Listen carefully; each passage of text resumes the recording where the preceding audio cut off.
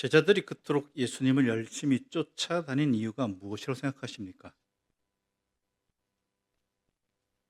여러 가지 이유가 있겠지만 기록된 내용들을 보면 제자들이나 우리나 똑같은 사람이라는 것을 알 수 있습니다.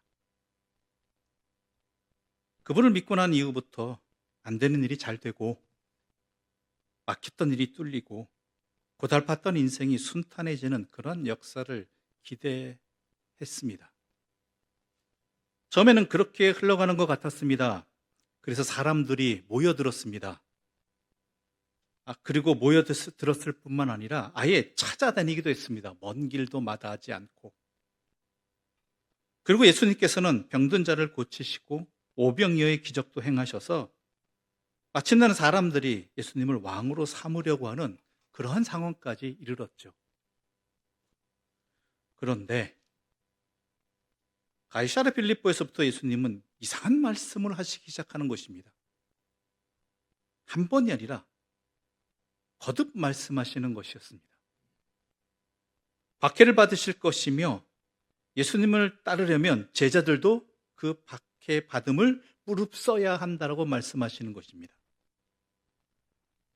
그뿐 아니라 여태 제자들이 기대었던, 의지하였던 예수님이 곧 떠나신다는 말씀을 하시는 것입니다. 그러니 제자들은 마음을 진정하기가 어려웠을 것입니다. 솔직히 그런 중요한 얘기는 처음부터 하셔야 되는 건 맞지 않겠습니까? 내가 너희들과 3년만 같이 한다. 또한 너희들이 바라는 것과 내가 가는 길은 다르다. 고생이다. 어려움이 많을 것이다. 이렇게 처음부터 말씀하시고 제자들을 부르셔야 했는데 예수님께서도 처음 부르신 순간에는 제자가 된다는 것이 어떠한 대가를 치러야 하는 일인지에 대해서 다 가르쳐 주시지 않았습니다. 왜냐하면 예수님 말씀에 보면 내가 너희와 함께 있기 때문이다라고 하는 것이죠. 내가 너희와 함께 있을 것이기 때문이다. 하지만 이제 예수님께서 십자가에 돌아가신 후 부활하시고 승천하시면 제자들은 세상의 미움과 박해를 직면해야 하는 상황에 놓여 있습니다. 그런데 예수님께 또 한 가지 크게 걸리는 상황들이 있죠. 3년을 자신과 함께한 제자들이 이제 예수님께서 떠나갈 시간이 다 되셨는데, 그리고 가르쳐 주실 것들은 거의 다 가르쳐 주셨는데 예수님의 말씀을 이해할 만큼 충분히 알지 못한다라는 사실이죠. 예수님이 말씀하시는 뜻을 제대로 알지 못하고 있다는 것입니다. 오늘 본문 앞부분인 5절과 6절엔 이런 말씀이 기록되어 있습니다. 지금 내가 나를 보내신 이에게로 가는데 너희 중에서 나더러 어디로 가는지 묻는 자가 없고 도리어 내가 이 말을 함으로 너희 마음에 근심이 가득하였도다. 예수님께서는 자신이 이제 나를 보내시니, 즉 아버지 하나님께로 가신다고 말씀하고 계십니다. 그런데 제자들 중에서 아무도 어디로 가는지 묻는 자가 없다라는 다소 이해하기 어려운 말씀을 하고 계십니다. 왜냐하면 전에는 제자들이 물었었거든요. 베드로는 요한복음 13장에서 주여 어디로 가시나이까? 라고 물었고요. 그 다음 장인 14장에서 도마는요, 어디로 가시는지 우리가 알지 못하거늘 그 길을 어찌 알겠사옵나이까? 라고 물었었습니다. 그때 예수님께서는 베드로에게 자신은 아버지께로 가는데 지금은 따라올 수 없다라고 답변해 주셨고, 도마에게는 예수님 자신이 길이요 진리요 생명이라고 말씀해 주셨습니다. 그런데 그때는요, 제자들이 예수님의 그 말씀의 뜻을 알지 못한 채 어디로 가시는지 물었다라는 것이죠. 뜻을 알지 못한 채로. 그런데 지금은 어디로 가시는지 알면서도 언급하지 않는 것에 대해서 예수님께서는 안타까워하고 계시는 것입니다. 바로 앞에서 예수님께서는요, 자신을 따르는 사람들은 출교를 당하기도 하고 심지어 죽임을 당할 것이라고 하셨습니다. 그리고 그 전에는 그런 일은 예수님 자신이 먼저 당할 것이라고도 하셨습니다. 누가 들어도 예수님이 하시는 이 말씀의 뜻을 알아듣도록 말씀해 주셨습니다. 이 정도로 말했으면 제자들 가운데 찬성이든 아니면 반대이든 반응이 나와야 되거든요. 무슨 뜻인지 아니까. 근데 제자들은 아예 거론조차 하지 않습니다. 그 이유에 대해서 예수님은 너희 마음에 근심이 가득하기 때문이다라고 말씀하고 있습니다. 이게 무슨 뜻이냐? 마가복음 9장 30절부터 32절까지의 말씀 제가 받들어 읽겠습니다. 잘 들어보시기 바랍니다. 마가복음 9장 30절부터 32절입니다. 그곳을 떠나 갈릴리 가운데로 지날새 예수께서 아무에게도 알리고자 아니하시니 이는 제자들을 가르치시며 또 인자가 사람들의 손에 넘겨져 죽임을 당하고 죽은 지 3일 만에 살아나리라는 것을 말씀하셨기 때문이더라. 그러나 제자들은 이 말씀을 깨닫지 못하고 묻기도 두려워하더라. 그것을 깨닫지 못했다는 것은 알지 못했다는 것이 아니라 알았지만 받아들일 수가 없다는 것이죠. 두려워했다는 거예요. 자신들이 짐작한 그 뜻이, 그 내용이 맞을까봐 두려워서 질문조차 안 한 것입니다. 우리도 그렇지 않습니까? 상대방이 어떤 답변을 할 줄을 뻔히 알기 때문에 일부러 말을 안 거는 경우도 있습니다. 일부러 질문을 안 하는 경우도 있습니다. 뻔하니까. 그러니까 지금 현재 이 제자들은 주님이 그 말씀이 무슨 뜻인지 알고 그것이 진짜 일어날까 봐 아예 묻지도 않는 것이죠. 그런데 그런 염려에 가득한 마음을 아시는 예수님께서는 자신이 떠나가시는 것이 도리어 제자들에게 유익이라고 말씀하고 계십니다. 내가 떠나가는 것이 너희에게 유익이다. 왜 예수님께서는 왜 자신이 떠나가시는 것이 제자들에게 또한 우리에게 유익이라고 말씀하셨을까요? 그 대답을 얻기 위해서는요, 먼저 예수님께서 왜 성육신 하셨는가라는 질문을 먼저 던져야 됩니다. 예수님께서 왜 성육신 하셨죠? 첫 번째는 우리가 지은 죄값을 대신 치러주시기 위해서입니다. 참 인간이신 예수님께서 인간의 모든 죄를 대속해 주시기 위해서 성육신 하셨죠. 두 번째는요, 하나님을 바로 믿지 못하는 인간들에게 하나님이 어떤 분이신지를 보여주시기 위함이라는 것입니다. 인간의 눈으로 주님을 직접 볼 수 있고 나의 손으로 주님을 직접 확인할 수 있게 하셨습니다. 그래서 인간의 몸으로 이 땅에 계셨던 예수님을 통해서 우리는 인간을 사랑하시는 사랑의 하나님을, 인간을 구원하시는 구원자로서의 하나님을, 인간을 섬기시는 종으로서의 하나님을 더 잘 알게 된 것이죠. 그렇다면 육신의 몸을 입으신 예수님께서 더 오랫동안 우리 곁에 계시는 것이 우리에게 유익 아니겠습니까? 제자들에게도. 그렇잖아요. 직접 보여주시고 직접 경험하게 해주시고 직접 또한 느낄 수 있게 해주시는 분인데 우리 육안으로 보고 우리의 손으로 만져보는 것보다 주님을 확인할 수 있는 더 좋은 방법은 없을 것입니다. 그럼에도 불구하고 육신을 입고 오신 예수님께서 떠나가시는 것이 우리에게 유익이라고 하신 그 이유가 뭐냐라는 것이죠. 그것은 첫 번째로 불과 33년이 지나지 않는 그 짧은 생애 속에서 영원하시고 영원하신 하나님을 온전히 드러낼 수가 없다라는 것이죠. 그렇죠? 만약 영원하신 하나님께서 인간의 눈으로 확인할 수 있는 그 33년간의 생애 속에서 우리가 하나님을 완전히 알 수 있다라면, 심지어 육체로 오신 예수님을 통해서 영이신 하나님을 완전히 알 수 있다라면 그분은 영이실 수 없는 분이고 영원하실 수도 없는 분입니다.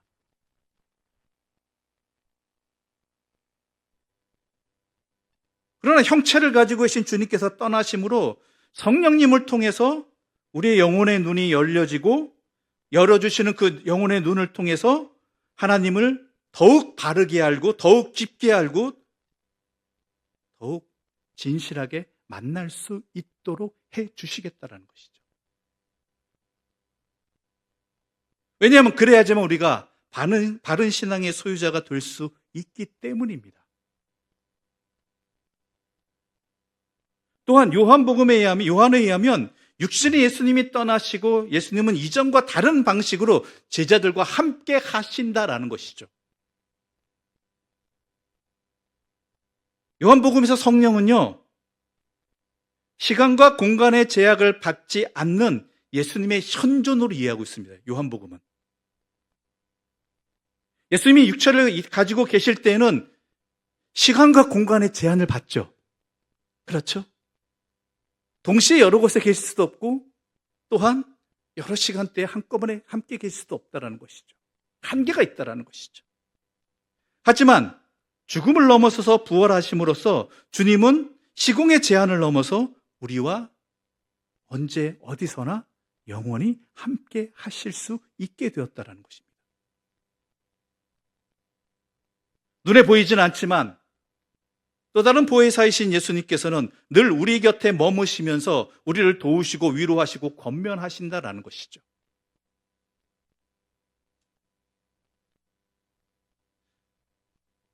그래서 그 시공을 초월해서 공간의 제한을 극복하시고 그 성령님께서는 우리와 영원히 함께 하실 수 있게 되었다는 것이죠.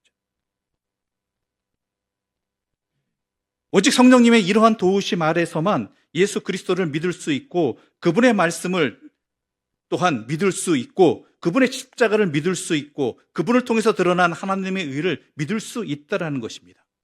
그래서 내가 떠나가는 것이 너희에게 유익이다라고 말씀하신 것입니다. 그래서 오늘 우리들도 예수님과 지금 함께하고 있지 않습니까? 그래서 보혜사라는 것은 돕는 자라는 뜻을 함께 갖고 있는 것입니다. 실제로 주님께서 눈에 보이시는 몸으로 이 땅에 계시는 동안은요, 주님을 바르게 알고 바르게 믿었던 사람들은요, 죄송합니다만 단 한 사람도 없었다고 얘기할 수 있습니다. 사람들은 모두 한결같이 자기 편한 대로 주님을 잘못 알거나 오해했습니다. 제자들 역시 예외가 아니었죠. 그러나 몸을 가지신 주님께서 이 땅을 떠나신 후 성령님에 의해서 그들의 눈이 열렸을 때 그들은 정말 주님을 바로 만나고 따르는 참된 그리스도인으로 변화될 수 있었던 것이죠. 그렇다면 이 성령님께서 도대체 어떻게 우리를 도우시기에 성령님께서 오시는 것이 우리에게 유익이 되겠는가? 8절부터 11절 말씀 함께 읽어볼까요? 8절부터 11절입니다. 함께 읽겠습니다. 그가 와서 죄에 대하여 의에 대하여 심판에 대하여 세상을 책망하시리라. 죄에 대하여라 함은 그들이 나를 믿지 아니하며 의에 대하여라 함은 내가 아버지께로 가니 너희가 다시 나를 보지 못하며 심판에 대하여라 함은 이 세상의 임금이 심판을 받았음이라. 아멘. 보혜사는 책망하시는 영이라는 것입니다. 책망이라고 하니까 좀 듣기 불편하죠. 시작부터 책망이야 이렇게 얘기할 수 있겠지만 이 보혜사의 성령의 책망은요, 두 가지로 작용합니다. 우리 믿는 자들에게는 변호인의 역할을 합니다. 그러나 세상에 대해서는 검사의 역할을 한다고 합니다. 즉 책망하고 고소하는 역할을 하십니다. 성령께서 책망하시고 또는 죄를 드러내실 때 세상이 회개하기도 하고 또 어떤 무리들은 더 완악해지기도 한다는 것이죠. 보혜사가 오셔서 세상을 책망하시고 또한 그 허물을 드러내시는 것이 세 가지라고 예수님은 말씀하십니다. 첫 번째로 성령님께서는요, 죄에 대해서 책망을 하십니다. 근데 죄가 뭐냐? 예수를 믿지 않는 것이라고 분명히 이야기하고 계십니다. 예수를 믿지 않는 것. 예수를 믿지 않는 것이고 예수님의 말씀을 따르지 않는 것이 죄라는 것이죠. 예수님의 말씀이 인간이 인간으로서, 제자가 제자로서, 하나님의 자녀가 하나님의 자녀로 살 수 있게 하는 유일한 기준임을 인정하지 않고 살아가는 것이 죄라는 것입니다. 다른 표현하면 두 주인을 섬기며 살아가는 것이죠. 여러분, 분명히 아셔야 됩니다. 내가 더 이상 불의를 저지르지 않는다, 범죄하지 않는다는 것으로 내가 죄와 도저히 단절될 수 없는 게 우리들입니다. 죄는요, 내 안에 어떠한 중심이 있느냐예요. 이것을 믿음이라고 이야기합니다. 즉, 내 모든 삶의 행동이요, 주님께 있느냐, 주님께 중심을 두고 주님께 목적을 두고 그 내 모든 삶을 살아가느냐, 아니면은 똑같은 행동을 한다 할지라도 주님이 중심에 계시고 주님이 목적이 되고 주님이 기준이 되지 않는 다른 것들이 주인이 되는, 기준이 되는 그러한 삶을 산다라면 그건 죄라는 것이죠. 겉으로 보기엔 모릅니다. 그러나 하나님은 우리의 중심을 보시는 분입니다. 우리의 그 모든 행동들이, 결정들이, 그 살아감이 주님을 믿는 믿음 안에서 주님께 중심을 두고 주님의 뜻대로 살아가고자 하는 것, 바로 그러한 삶을 살아가고 있느냐 아니냐가 성령에 의해서 분별되어진다는 것이죠. 책망하신다는 것이죠.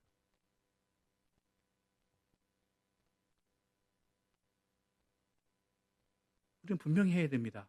내가 이렇게 예배 드리는 것이 어떤 목적인지, 내 안에 주님을 중심으로 두고 주님께 예배 드리는 것인지, 아니면 다른 것이 중심이 내 이 예배 드리는 것에 목적이 있는 것은 아닌지, 주님 아닌, 도리어 주님을 도구로 해서 다른 것을, 헛된 것을 이루고자 하는 것들은 아닌지, 똑같은 예배를 드린다 할지라도, 똑같은 기도를 한다 할지라도 주님께 중심을 두고 있느냐, 아니면 주님 아닌 다른 것에 목적을 두고, 중심을 두고 목적을 두고 있느냐. 예배 드리는데, 기도 드리는데, 주의 이름으로 제사도 드리고 율법도 행했는데 주님은 나 너 모른다 그러신다라고 그러잖아요. 죄인이라고 얘기하신다 그러잖아요. 이것을 깨닫게 해주시고 그렇게 살아갈 수 있게 결단하게 해주시는 분이 누구시다? 성령님이시다라는 거예요. 또한 10절에 의하면 성경은 의에 대해서 세상을 책망하신다고 이야기합니다. 요한복음에서 이 의는요, 이 부분은 정의를 얘기하는 것입니다. 예수님이 왜 십자가에 달리셨습니까? 세상의 정의 때문입니다. 유대교의 정의 때문입니다. 자기들의 정의에 따라서 예수님을 죽였습니다. 근데 예수님은 뭐라고 하십니까? 내가 아버지께로 가니 너희가 나를 다시 보지 못한다고 이야기합니다. 유대교 율법에 따라서 예수님은요, 하나님께 벌을 받은 자입니다. 그들이 생각하기에, 그들의 정의 속에서는 하나님을 거역한 자입니다. 하나님의 이름으로, 율법의 이름으로 죽임을 당하신 예수님이 부활하셔서 아버지 하나님께로 가신다는 것이 무슨 뜻입니까? 예수님은 죄가 없으신 분이란 이야기입니다. 십자가의 사건이 예수님의 순종의 죽음이고 대속의 죽음 사건이라면 부활 사건은 예수님의 무죄 선언의 사건이라는 것이죠. 성령은 세상의 정의가, 그들의 정의가 도리어 불이고 예수님의 정의야말로 참된 정의임을 드러내신다라는 것입니다. 이것은 11절과도 연결되어집니다. 11절에 보면은 심판에 대하여라 함은 이 세상 임금이 심판을 받았음이라고 분명히 이야기합니다. 즉 성령께서는 세상이 내린 심판에 대해서 정죄하신다라는 것이죠. 이건 역시 예수님의 십자가 사건을 염두에 둔 것입니다. 세상은 예수님의 십자가 죽음이 형벌이라고, 그가 하나님께 심판을 받았다라고, 하나님의 저주와 형벌이 그에게 집행된 사건이라고 말을 합니다. 그런데 이 성령의 역사를 통해서 모든 사람들이 이제는 압니다. 예수님을 죽인 세상의 심판이 도리어 그들에게 심판을 가져다 줄 가장 참담한 죄라는 사실을 밝혀주시고 우리에게 깨닫게 해주셨다는 것이죠. 이것이 왜 중요한가? 이것은 예수님의 사건에만 머무는 것이 아니기 때문입니다. 오늘 우리들에게도 마찬가지입니다.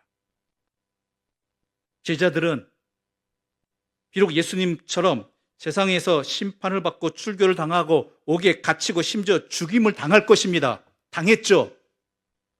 세상에선 죄인입니다. 이들은 사회를 어지럽히는 자들입니다.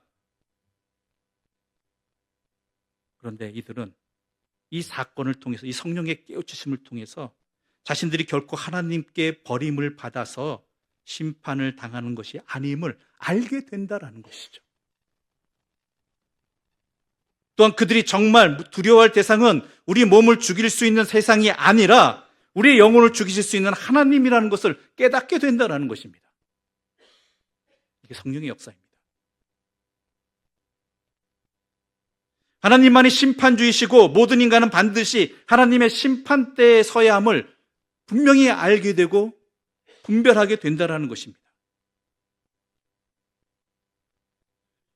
그것이 세상의 그 온갖 핍박과 박해와 또한 심지어 목숨을 잃음을 통해서도 그들의 신앙의 자리가, 믿음의 자리가 흔들리지 않을 수 있었던 것은, 세상에서 저희들은 죄인이라고 사회를 혼란하게 하는 악한 세력이라고 말했을지라도 하나님 앞에서 그들은 그런 존재가 아니고 참된 심판은 하나님께 있다라는 것을 분명히 성령을 통해서 깨닫게 됨으로 말미암아 그런 것에 흔들리지 않고 믿음을 지키며 심지어 자신의 모든 것까지 버릴 수 있는 그러한 삶을 살아갈 수 있게 되었다는 것이죠.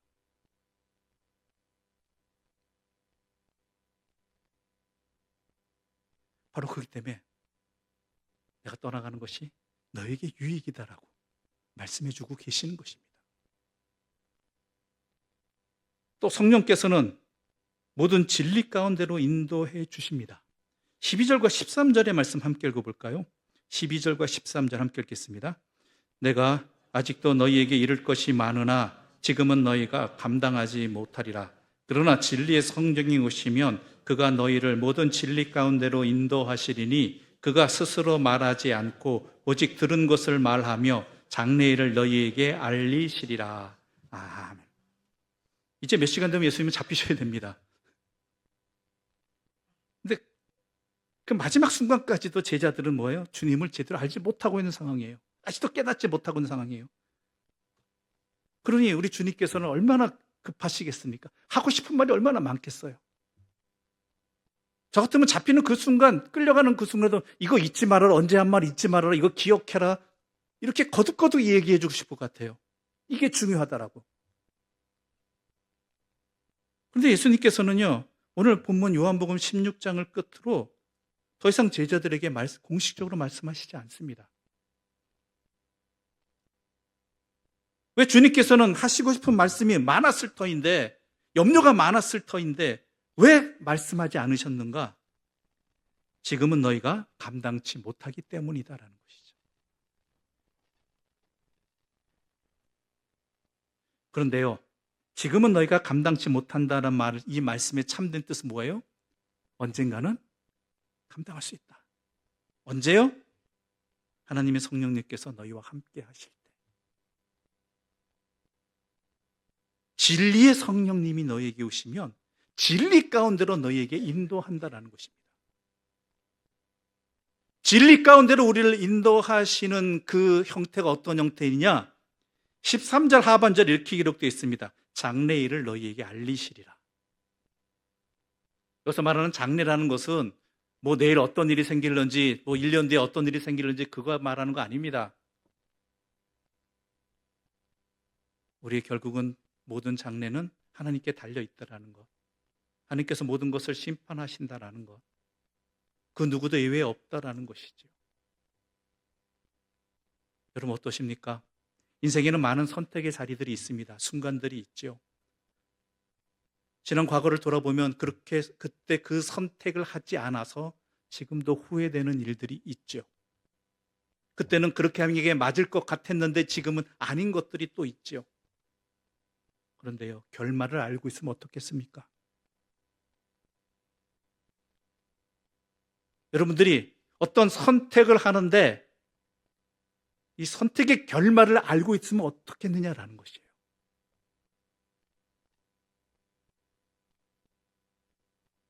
그러면 우리의 선택은 달라질 수밖에 없습니다. 지금 힘들고 괴롭고 또한 외롭고 손해본다 할지라도요, 결론이 뭔지 알고 있으면 그걸 선택할 수 있는 것이죠. 우리가 분명한 가나안 땅을 향해 간다라는 분명한 목적을 갖고 있다라면, 그 장래를 알고 있다라면, 그 목적을 놓치지 않는다면 지금 우리가 걸어가는 이 길이 아무리 40년간의 광야 생활, 척박한 생활이라 할지라도요, 어때요? 감당해 나가죠. 이 길을 걸어가죠. 이 진리를 알게 하실 뿐만 아니라 진리를 붙들고 나아갈 수 있게 하는 힘을 주시는 분이 성령님이시라는 거예요. 애굽으로 돌아가지 아니하고 또한 여기서 그냥 포기하고 머물지 아니하고 이 광야 속에서 가나안을 향해서 그 어떤 상황에도 갈 수 있도록 우리의 장래를 알려주시고 또한 그 진리 가운데 있게 해주시고 진리로 살아가게 해주시는 분이 바로 성령님이시라는 것이죠. 여러분들 이 땅에서 왜 이렇게 고생하십니까? 남들보다 더 수고를 왜 하십니까? 쉬고 싶은 이 시간 왜 주님 앞에 나와 있습니까? 갈등하고 힘들고 어려운데 왜 주님의 말씀을 붙들고 기도하고 계십니까? 성령님께서 우리에게 장래의 일을 분명히 알려주시고 놓치지 않게 해주시기 때문이라는 것이죠.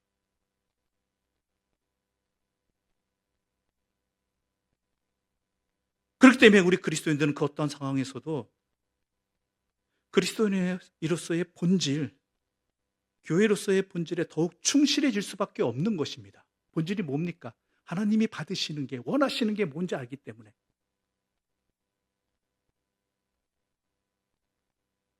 이게 성령의 역사입니다. 또 14절과 15절의 말씀 함께 읽겠습니다. 14절과 15절입니다. 그가 내 영광을 나타내리니 내 것을 가지고 너희에게 알리시겠습니다. 무릇 아버지께 있는 것은 다 내 것이라. 그러므로 내가 말하기를 그가 내 것을 가지고 너희에게 알리시리라 하였노라. 아멘. 성령님께서는요, 주님의 영광을 드러내십니다. 주님의 영광을 드러낸다는 것이 어떤 의미냐? 우리가 주님께 영광을 돌리는 삶을 산다고 이야기하잖아요. 우리 인생의 목적은 주님께 영광 돌리는 것이잖아요. 그것은 주님과 하나 되는 것입니다. 주님과 하나 되는 것. 이것이 주님께 영광 돌리는 것입니다. 우리의 몸과 마음을 온전히 주님께 드려서 주님과 하나가 될 때 그 삶을 통해서 하나님의 영광은 드러날 수밖에 없다라는 것입니다. 그렇다면 주님과 하나 된다는 것이 무엇이냐? 주님께서 왜 이 땅에 오셨는가를 생각하는 것입니다. 주님께서 이 땅에 왜 오셨습니까? 우리의 생명을 구원해 주시기 위해서 왔잖아요. 힘들고 어려운 자들을 살려주시기 위해서 오셨잖아요. 그러기 위해 육신으로 오셔서 낮은 자리에서 섬기셨단 말이에요. 우리가 하나님께 영광 돌리는 삶이 바로 이것입니다. 하나님을 사랑하고 이웃을 사랑하는 삶, 즉 주님께서 우리를 위해 이 땅에 오셔서 우리와 함께 하시면서 헌신하시고 수고하시고 우리 생명을 살려주셨듯이 우리 또한 주님과 하나 되어서 우리의 이웃들에 대해서 섬기는 삶을 사는 것, 그게 하나님의 영광을 드러내는 삶이라는 거예요. 하나님이 기뻐하시는 것이라는 이야기입니다. 이 작은 자 하나에게 한 것이 곧 나에게 한 것이다. 도대체 뭘로 하나님께 영광 돌리고 계십니까? 무엇이라고 생각하십니까? 주님이 이미 우리에게 하셨습니다. 너희도 또한 내가 너희를 사랑한 것 같이 너희도 서로 사랑하라고 말씀하셨습니다. 그게 하나님께서 기뻐하시는 일이라는 것이죠.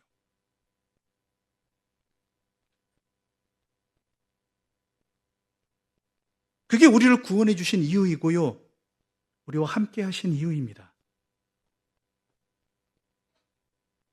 적어도 우리 갈릴리 교회는 이 땅에 나그네 된 자들과 어려운 이웃들을 위해서 하나님께 영광 돌리는 그 삶을 살아온 신앙의 공동체입니다. 하나님은 그것을 기쁘게 받으셨습니다. 그렇다면 우리가 앞으로도 그 어떤 환경과 어떤 상황 속에서도 놓치지 말아야 되는 부분은 바로 이것 아니겠습니까? 우리가 그리스도인답게, 우리 교회가 하나님의 교회답게 하나님께 영광 돌리는 삶을 살아가는 것이 바로 이것이라는 것을 분명히 우리는 알고 있고 경험했고 또한 허락해 주셨습니다. 이것이 바로 성령 충만한 사람이고 성령 충만한 교회가 되는 것입니다. 이게 성령 충만이에요. 우리가 그런 삶의 본질을 회복하기를 바랍니다. 우리의 삶을 통해서, 우리 교회의 모든 삶의 자리를 통해서 하나님께 영광 돌리는 일들이 일어나길 바랍니다. 그것은 바로 하나님을 사랑하고 이웃을 내 몸과 같이 사랑하는 것. 주님이 이 땅에 오셔서 우리에게 하신 것처럼 주님과 하나 되어서 우리의 몸과 마음을 주님과 하나 됨으로 말미암아 이러한 삶을 살아가는 그리스도인다운 삶, 또한 하나님의 자녀다운 삶, 하나님의 교회다운 성령의 이끄심을 받는 성령 충만한 삶을 살아가는 것이 우리가 살아가야 될 모습이라는 것이죠. 바로 그것을 분명히 하시고 그렇게 살아가시길 바라고요. 우리 교회가 또한 그런 교회로서의 역할을 더 열심히 감당할 수 있도록 함께 기도하며 나아갈 수 있는 저와 여러분, 또한 여러분의 가정과 우리 갈릴리 교회 되기를 간절히 소망합니다. 기도드리겠습니다.